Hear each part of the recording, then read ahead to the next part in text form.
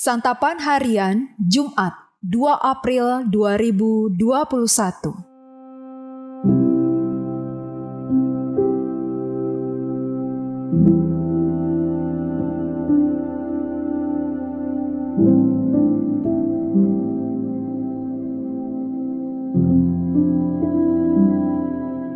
Inilah program Santapan Harian, sebuah program yang mengajak Anda menelusuri isi Alkitab, agar Anda menemukan makna firman Tuhan sesuai dengan konteksnya. Santapan Harian tertuju bagi Anda yang ingin memiliki kehidupan rohani yang segar, kuat, dan sigap.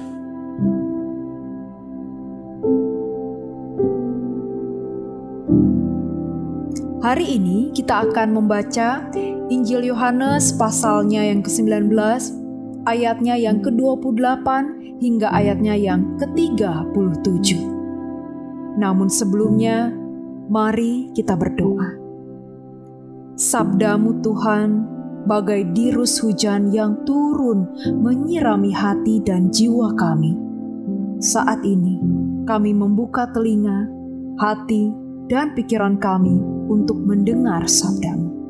Dalam Kristus Yesus, kami berdoa. Amin. Yohanes 19 ayat 28 sampai 37. Sesudah itu, karena Yesus tahu bahwa segala sesuatu telah selesai, berkatalah ia, supaya genaplah yang ada tertulis dalam kitab suci. Aku haus. Di situ ada suatu bekas penuh anggur asam. Maka mereka mencucukkan bunga karang yang telah dicelupkan dalam anggur asam pada sebatang hisop, lalu mengunjukkannya ke mulut Yesus. Sesudah Yesus meminum anggur asam itu, berkatalah ia, "Sudah selesai." Lalu ia menundukkan kepalanya dan menyerahkan nyawanya. Karena hari itu hari persiapan dan supaya pada hari Sabat, mayat-mayat itu tidak tinggal tergantung pada kayu salib, sebab Sabat itu adalah hari yang besar. Maka datanglah orang-orang Yahudi kepada Pilatus dan memintanya kepadanya supaya kaki orang-orang itu dipatahkan dan mayat-mayatnya diturunkan. Maka datanglah prajurit-prajurit lalu mematahkan kaki orang yang pertama dan kaki orang yang lain yang disalibkan bersama-sama dengan Yesus.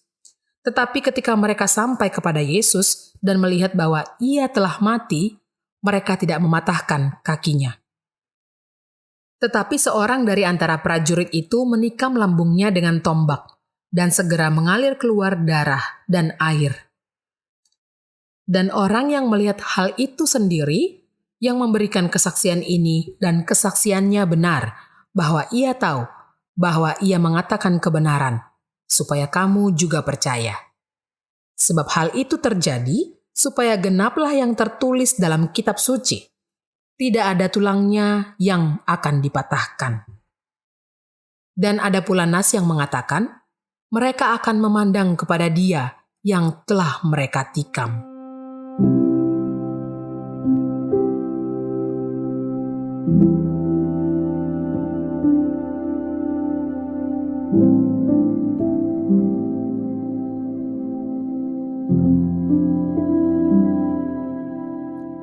Sahabat Santapan Harian, sebagai saksi mata, Rasul Yohanes mengingat secara terperinci adegan penyaliban Yesus. Namun, pikirannya lebih tertuju pada beberapa nubuat yang tergenapi menjelang kematian Yesus. Pertama, Yesus meminta air. Permintaan terakhir Yesus ini menggenapi Mazmur pasal 66 ayat 22. Sayangnya, budaya menghormati permintaan terakhir tidak dikenal pada saat itu. Para eksekutor ingin terus mengolok-ngolok terpidana mati. Mereka menyodorkan anggur asam kepada Yesus. Kedua, kaki Yesus tidak dipatahkan. Penyaliban bertujuan untuk membunuh secara pelan-pelan. Namun dalam kondisi khusus, kematian dipercepat dengan mematahkan kaki terpidana. Mereka mematahkan kaki dua orang yang lain. Tetapi Yesus tidak. Ini menggenapi Mazmur pasal 34 ayat 21. Ketiga, darah dan air mengucur dari sisi tubuh Yesus yang ditombak.